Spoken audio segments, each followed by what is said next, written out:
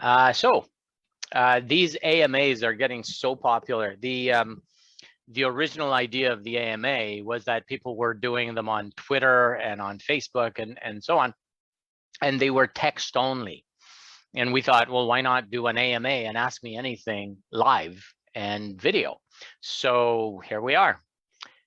Tonight's show is for grades 7 to 12, but literally everyone is welcome. We're not even limiting it to ages 1 to 101. So I don't want to hear any excuses. This is our attempt to make Canada unhackable, and it starts with our youngest participants. I've been very happy with the fact that students and generally youth have welcomed the idea of becoming unhackable. It seems to have more to do with having some degree of control over our personal information, over what we do online, perhaps knowing that we have a bit of an advantage over other people, and learning tricks. There's no shortage of tricks. So I like to talk a lot about these kinds of things. In particular, the idea of being unhackable. But before that happens, I talk to people of all ages about this fundamental question. What does it mean to be secure, and what does it mean to have privacy? I find that 9 out of 10 people can't answer that question.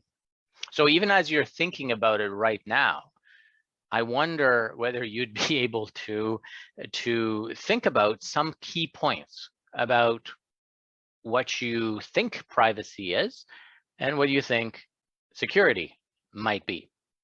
And this is important because in Canada, we live in a democracy, and that means every citizen, every person in the country is protected by a variety of laws. And some of those laws have to do not so much with tangible ideas, things that you can touch, things that you can steal, like money, like computers, etc. They have to do with things that you can't touch. So if you can't touch information, how do you protect it from being stolen? And by the way, information is the kind of thing that if you steal it, it is still there. So copying is more of the kind of word that we think about when we think about what a cyber criminal might do. Certainly, we've all heard about various huge hacks. Even here in Canada, we've seen in the news that there have been hacking incidents, and every once in a while, some country hacks another country, and we hear these hacks. What happens during a hack? Does it mean that information disappears? Well, in some cases it does. In other cases, it means that information becomes unusable. And in other cases, it simply means that information was accessed, copied, and it's still there. So there's this idea that we have valuable stuff that we can't touch, which is very interesting.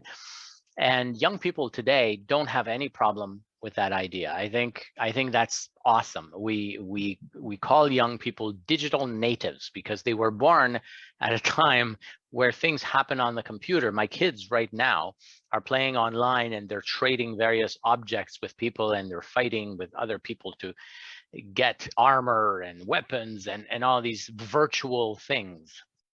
And if somebody steals those virtual things, well, they no longer have them in the game. So there's a concept, right? How do you protect those? Well, you protect it with security. You can protect things by adding security to them. In fact, the whole idea of getting armor inside a game is to protect yourself. And there's the concept of safety as well, right? So the way you protect things inside the game is you add more safety through layers of security. And this idea of layers of security will stay with you forever. In the security world where I work, banks, telephone companies, computer firms, all worry on a daily basis about the layers of security that they have. And it's important to have those layers in place, because if a layer is missing, or if a layer is hacked, then it's clearly important to have additional layers that pick up the slack. So that's security. Security is being able to protect something valuable from people who try to steal it, copy it, or damage it. What is privacy? Privacy is an interesting concept. Privacy is the idea that you have the right to protect a certain kind of information, right? Security protects all information, especially information that is worth money or is valuable in some other way. Privacy focuses on one kind of information, information about you, specific information, information that is related to a person, information that describes you, right? So when you talk about your marks, the marks that you got at school with strangers, you have the right to not tell them, because that's private information. You can talk about your birth date, but only if you know that your birth date is private information and you choose to tell someone else. You don't have a duty to tell other people. You have the ability to protect that information from other people, and that is your right to privacy. So as you can see, we're coming closer to a definition of privacy versus security. So security is a tool that we use to protect information. Privacy is our ability to protect ourselves, our personal information, the information that describes us, and that is a right. We have had this right for many decades. In fact, well before I was born. The right of protecting our privacy exists since 1948, and that is a global human right. So wherever you go on the planet, you have the right to protect your own privacy, your own communications. You have the right to not be followed and surveilled by other people. You have these rights to not be snooped on, right? And it's a fascinating concept. So as you can see, these are two different things, but do they go together?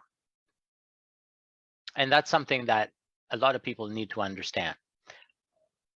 If you don't have a way to protect information, like we said, security, then how can you exercise your right to privacy, right? Because you can have the intention to protect it, but you don't have any ways to do it.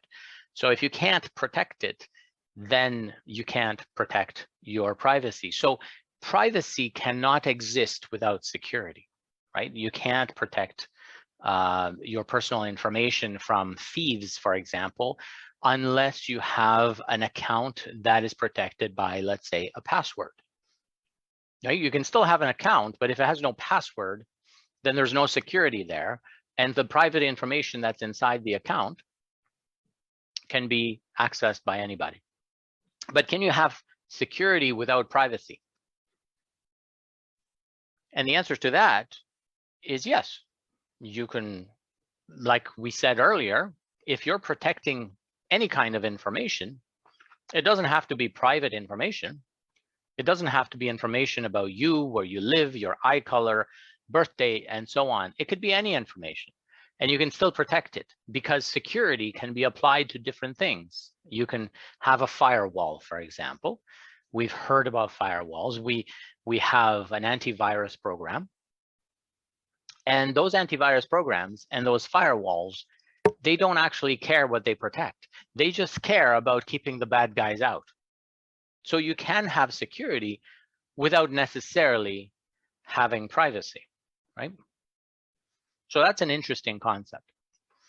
The other concept is the concept of being unhackable. This is something that is near and dear to our heart here at the Knowledge Flow Foundation, because what we do is we make people unhackable in a variety of ways. One of them is to teach these kinds of concepts in such a way that you can explain them to yourself and to others. Another way is to make sure that you have control over your information. And the way you do that is by understanding what information describes you. So being unhackable is not necessarily being invulnerable, right? Having no vulnerabilities whatsoever. You can't be attacked. You're superhuman. It's not necessarily about that. It's about having control and having sufficient knowledge that you know that you can do something about it. If there's some kind of information you can't protect, then there's some way of reporting it and describing it to, let's say you can't protect your personal information. What do? Well, in Canada, we have a government that has these departments called privacy commissioners. And those privacy commissioners have a bunch of staff members, usually lawyers, who understand the privacy law and use it to protect you, to protect each and every one of us. And so if we can't protect our own privacy, we appeal to the privacy commissioners and they protect it, right? So you can be unhackable in a variety of ways. You can be unhackable in a way that helps others. You can share information with others, and you can teach others how to gain control over their information. In many cases, it's something as simple as withholding information. So for example, when you go online and you find a game, and I'm sure you've seen this before because every game is like that. There's a form and it says, join us. You can play for free as long as you want. Just register and get yourself an account. What is your name? What is your email address? And then they go and ask for a bunch of other personal information. It's up to you to provide that personal information. I know that many people simply try to submit the form. And if the form doesn't want to get submitted, they just enter random information. That is typically my recommendation, simply because you're not dealing with a human being. You're dealing with a form, and you don't know where that form is going. Usually that form appears in front of you, but it comes from a different country, and therefore that information is stored somewhere in a different country altogether. So you need to understand that if someone actually needs personal information about you, they have to have a reason. There has to be a reason for collecting the information, and there has to be a purpose for that information that, once fulfilled, means that they don't need the information anymore. So anytime that you share personal information, you should right away know how long the other people will hold on to that information. And that's very hard to do. There are privacy policies on websites, but nobody reads them. There are terms of service that are written by lawyers in very complicated language, and they're necessarily very hard to read. And so how do we know? Well, if we are unhackable, we develop a bit of a sense to say, why do you need to know? I understand that you might need, in order for me to play a game, that you might need to know what my preferred nickname is on this game. But do you really need my birth date?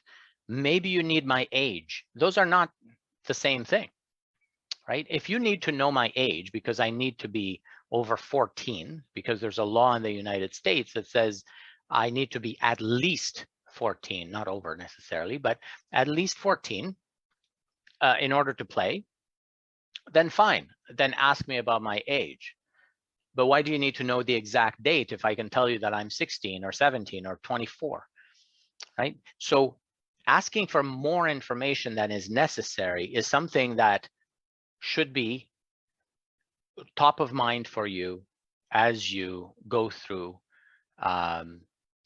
your interactions with websites and with apps and with games, etc. So if there's one thing that you take away with you tonight, is the idea that you should always ask the question, why do you need this information?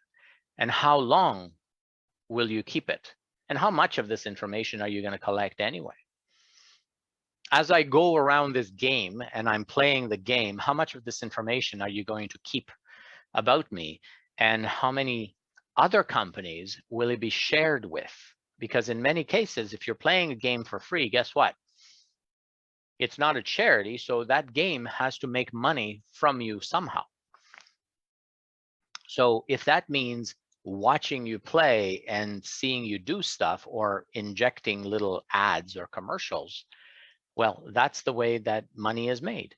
If, however, what they're doing is copying or asking you to submit your personal information, well, that personal information has a lot of value, so they could sell it to other companies and make money that way in order to fund the development of the game. So being unhackable is this idea that you understand some of the simplest aspects of how the world works, because this world is going to stick with you for quite a while. Being unhackable means being in control of your personal information. And being unhackable means being able to explain things to others. It's as simple as that. So that's an interesting concept, and I really enjoy talking about privacy versus security.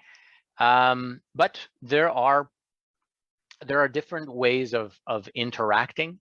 We can certainly try playing a game. Let's see if we can try playing this game. I'm just going to try to pop it up, and then I'll share my screen.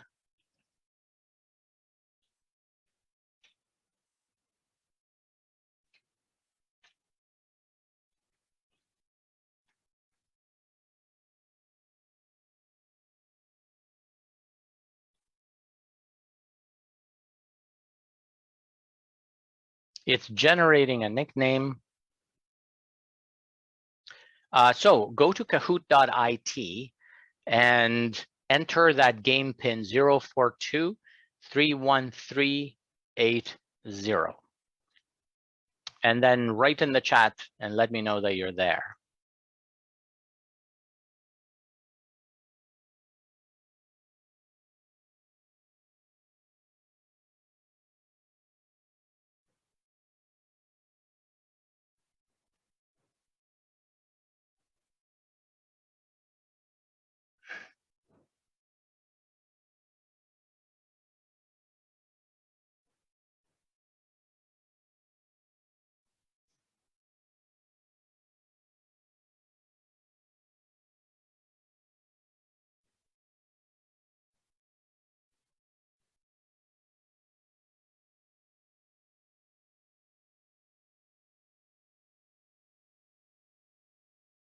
So I'll just share my screen here.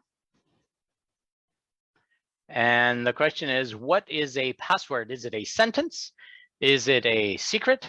Is it a secret word? Or is it just a bunch of letters? What do we think?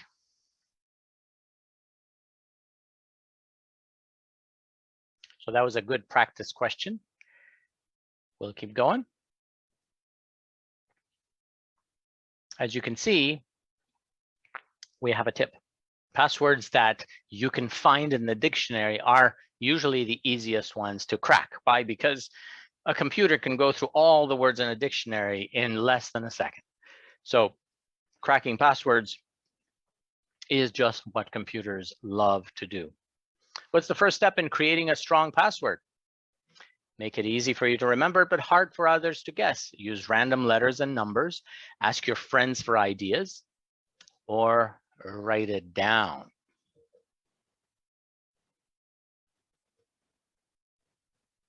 What do we do? Well, let's give it a shot. Which one do you think it was? It was make it something easy for you to remember, but hard for others to guess. Excellent. I see we have a few participants here. As you can see, the neat thing about this platform is that it doesn't call you by name. It goes ahead and it gives you a nickname. So that's kind of neat. Let's move on to the next one. I'm going to let you figure it out. What are 2 more steps to making a strong password? Do you tell your friends and family? Do you add numbers? Do you make sure it's at least 12 characters long, or do you add special characters like punctuation and numbers? Pick 2 of these. So I'll say, tell your friends and family, and look at that. It's wrong. Look at that. So, of course, it was anything but those. So you could have picked any of the other 3, any 2 of the other 3. So what is the final step in making a good password? Nothing. My password is strong enough. Have family and friends review it. Forget about it, or store it in a password manager. What do we think? I think maybe have friends and family review it? No. Store it in a password manager. Why? Because password managers can store very complex, very long passwords. And that's what they're built for. They're built to keep your password secure. How are they different from just a file or a notebook? Well, the answer is they encrypt all your passwords so that if you lose the actual password manager, the passwords inside are still safe as long as they're properly protected with a really long password. So, for example, I have over 900 passwords in my various password managers. And the reason that they're safer there than they are with me is simply that they remain encrypted. So we'll move on. I see that a couple of you are doing really well. Excellent job. You should never use the same password on more than one account. True or false?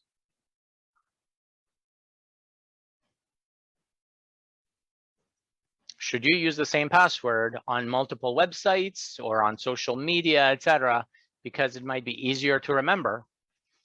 Or should you use only one password per account?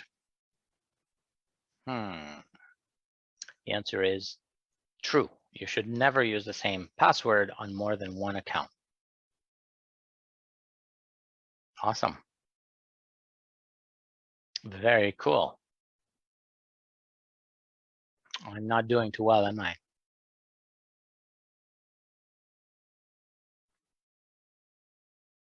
Okay, here's a tip. Allowing your operating system or browser to save your passwords is not the most secure method. Doesn't say why, and I can tell you why. The answer is that your browser is the only thing separating you from the outside internet. On the internet, well, there's all kinds of stuff. There's malicious software, there are hackers, there are companies that are trying to take your personal information, etc. And the first thing that they see is your browser. If your browser has any vulnerabilities and it stores passwords, then that's the best place to look for your passwords. So not a great place to store them. So whenever I see the pop-up that says, hey, do you want to save this password? I say no thanks. I've got a password database for that, and my password database actually enters my passwords for me. I never have to type them in. So my passwords are really, really long, and I don't even know them. I don't need to know them because my password database knows them for me. Some good and bad password examples. 123456, by the way, is the world's most popular password.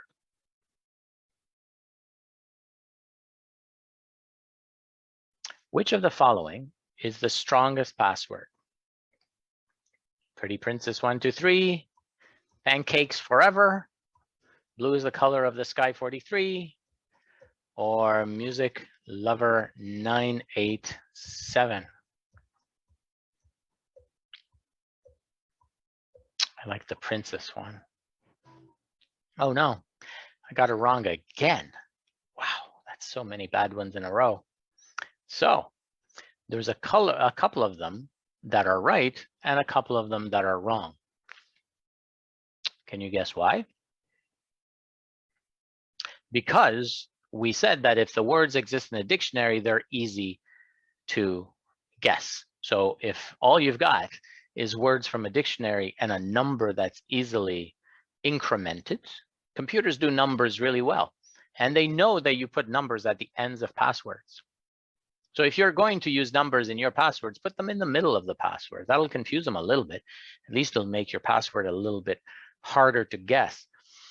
But the other two appear to be easy to remember, or at least not impossible to remember, but at least those words are not in the dictionary. Look at that. Nice job.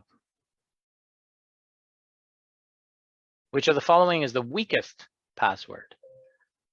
Let's see.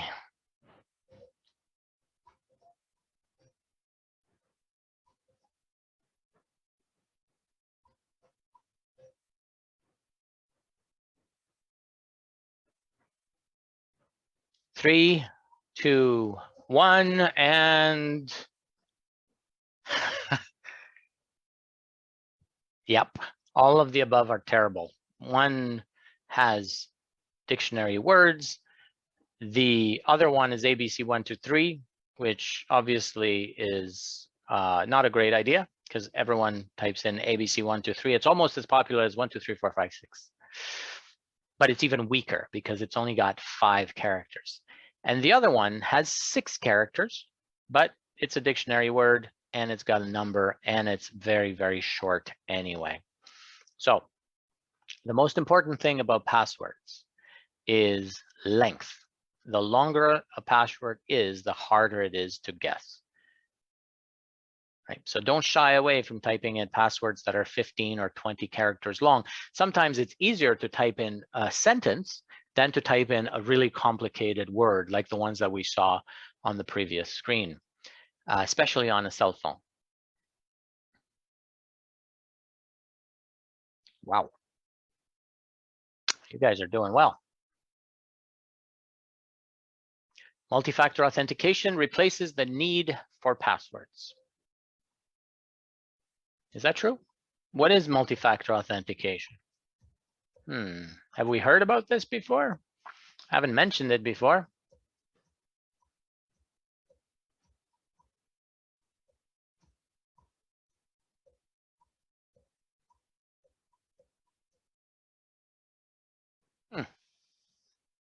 And it's false. So this is a great opportunity to talk about multi-factor authentication. Multi-factor means that you're using more than one factor. So having one password to get you into your account means that that's one way to get in. But unfortunately, passwords are easily lost or guessed or stolen. And once you lose a password, well, you don't know who's using it.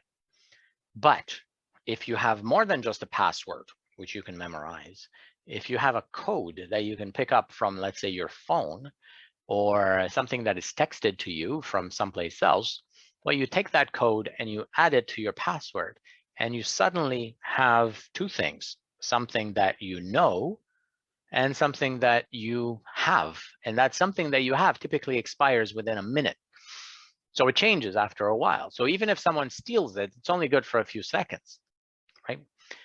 So multi-factor simply means use more than just a password to log into your accounts, whether they be social media accounts or website accounts or anything else. Your games even have multi-factor authentication nowadays. So it's well worth knowing. If you can turn it on, great. If you don't have the option to use multi-factor, then at least you should get yourself a really long password that's not guessable, but it should be easy for you to enter. Let's see how we're doing. Well, powering right through there. Looks like I'm not doing so well. So use a password manager program to securely store your passwords and help you generate strong passwords. Look at that. We've got some winners. Excellent job. You can save this link, come back to see the podium once the challenge has finished, which is now. So that's excellent. I'm just going to exit this screen and go back to our presentation. If anyone has questions, feel free to put them into the chat. We're going to move ahead. And here are some discussion topics. Think about them. Enter your questions in the chat, and we can certainly talk about them. And if not, we can actually get some ideas from this previous slide. How do you get into cyber? Is it dangerous to? These are some of the questions that I get. This is like an FAQ, frequently asked questions. What's the deal with passwords, VPNs, the cloud, social media? How does it make money? Can it be unsafe in real life? These are all questions I get a lot. That's an excellent question, by the way. So we just got a question through the chat. And the question is, what if the password manager gets hacked? If the password manager gets hacked, it means it wasn't very well protected in the first place. And that's a very good question, because it's one thing to lose one password if you're not using a password manager. But if you decide to use a password manager and you lose all your passwords at the same time, that's a big deal. So it puts the onus on you to secure it properly, and password managers absolutely need to be secured properly. How do you secure them properly? Well, first of all, if it's going to be the only password that you need to remember, make it really long, right? Make sure that no one can guess your password. Secondly, pick a password manager that is trustworthy. Do a little bit of research. Understand the difference between a trusted password manager and a trustworthy password manager. Sure, it's worth asking other people what they use, but ultimately, you're going to need to go to the website of the password manager, read the privacy policy, understand who runs it, what country it's in, figure out who owns the company. Click on the privacy policy and actually click on the link that says, ask us questions. These are normal things to do because you're about to do something very, very important. You're about to trust your online identities to strangers. And that's not something you want to quickly make a decision on. You're totally fine to slow down and ask some questions first. So, first thing you need to know about securing your password manager is to pick a long password. The second thing you need to know is you absolutely have to use a second factor. And if you can use, if you don't have a cell phone, for example, you can use email to receive the code, right? So some of those two-factor or multi-factor tools will send an email to your code. And third, you have to make a decision whether you're going to use a password manager that runs as an app on your phone or your computer, and another one that runs and lives in what we call the cloud. The cloud, by the way, is somebody else's computer. So it's a little bit odd to think that a website that you go to is nowhere and perhaps everywhere at the same time, because the cloud simply means that it runs on sometimes one computer, but sometimes multiple computers in different countries, which is an odd concept. You need to know if you're comfortable with somebody else running the password manager potentially in a different country, or you want to make sure that it runs on your computer here at home. And you can take that password database and copy it and save it and back it up. And of course, make sure that you keep it secure. So these are questions for you to decide. There are many password managers, but they also have different applications. A lot of people just love to use everything in the cloud and use online backups, and of course we sometimes back up our pictures in the cloud, and it's nice to have a backup copy, but you need to make sure that it's very, very secure. So that's an excellent question. Do we have any other questions? We sometimes talk about, do hackers ever get caught? Should parents watch what their kids do online? Why does everything require registration? We talked about registration at the beginning of this program, and by and large, whenever I see a registration form, the first question in my head is, I'm only here to download a little document. Do I really need to fill in all this information? It's up to you to decide how much information you're going to share. And if you don't want to even share your nickname or your email address, by all means, create another free email account. Use that email account to get a separate identity, right? Because as soon as you register for something, you might end up on a spam list, and you might be getting email forever. I know I've had my email for decades, and I certainly get a lot of spam. It's hard to avoid it. But there are some websites that you can use to come up with a temporary email address that you can use in a registration form just to get past that registration.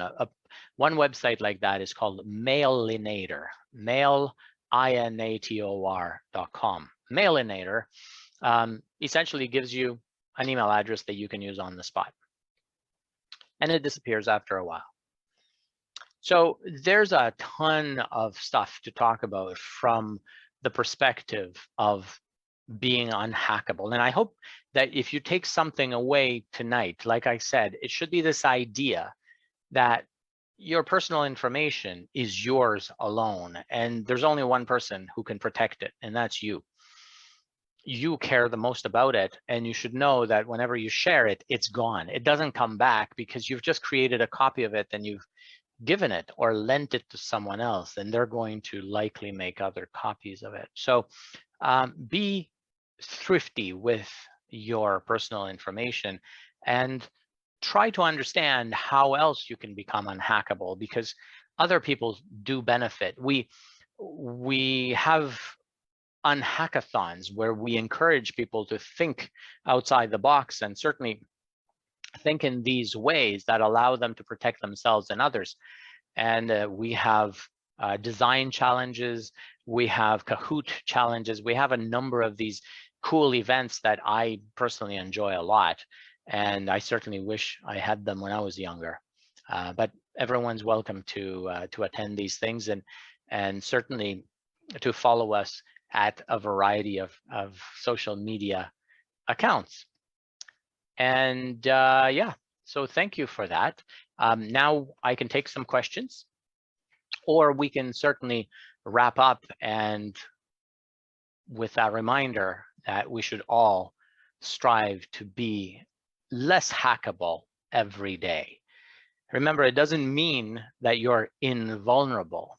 It doesn't mean that your information can't be stolen, but it does mean that you have more control over that information.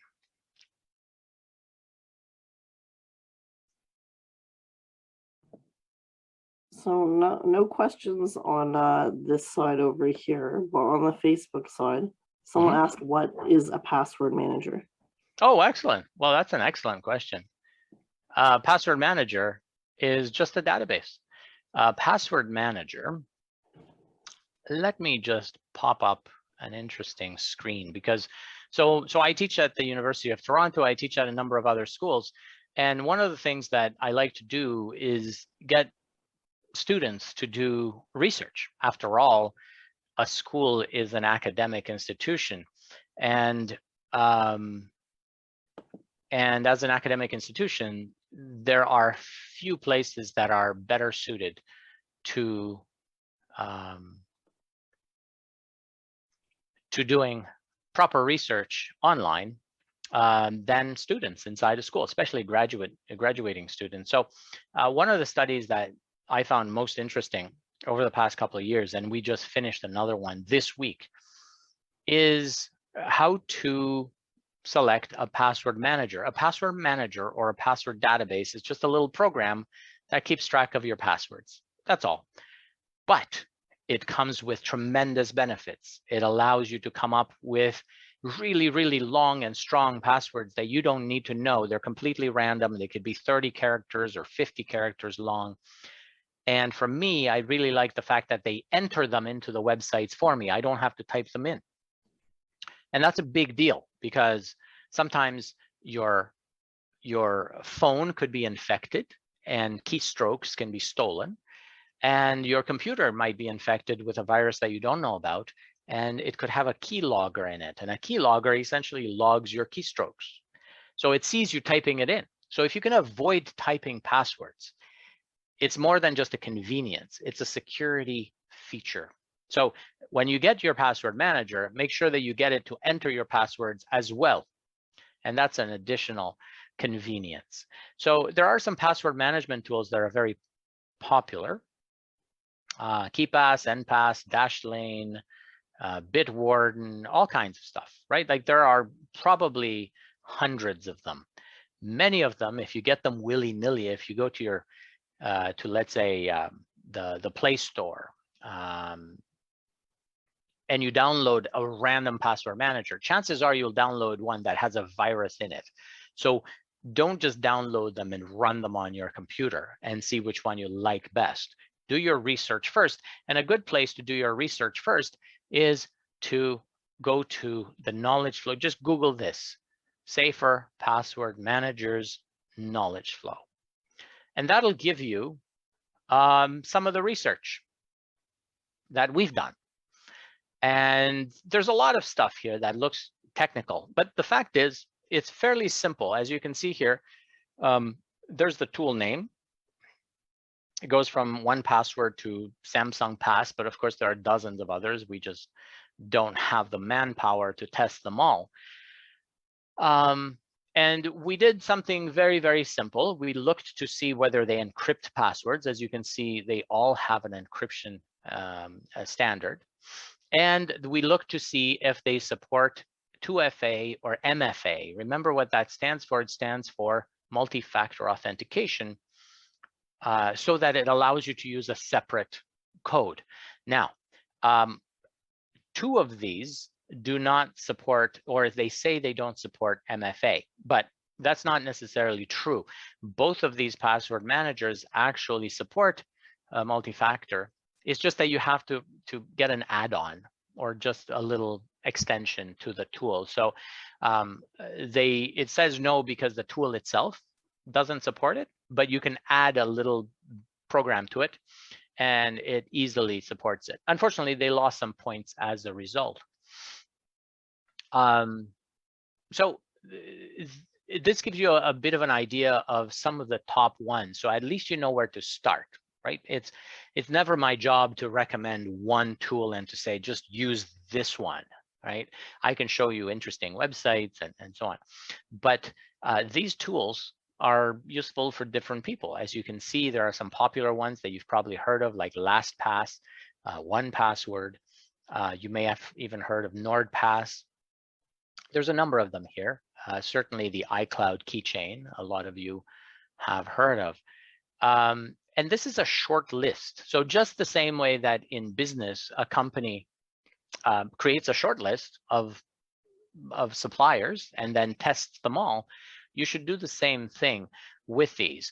One guarantee is that none of these is infected or has malicious software in them. So instead of you going online and saying password manager and you see 300 of them and you randomly download, you could start with these. These are a good place to start, and it's a useful study that our students conducted. So there you go. That's a quick answer for you. A password manager is simply a handy tool that allows you to create strong passwords, store them securely, and enter them even more securely into websites. So it does the most important thing that I need everyone to remember. It ensures that you have 1Password per website.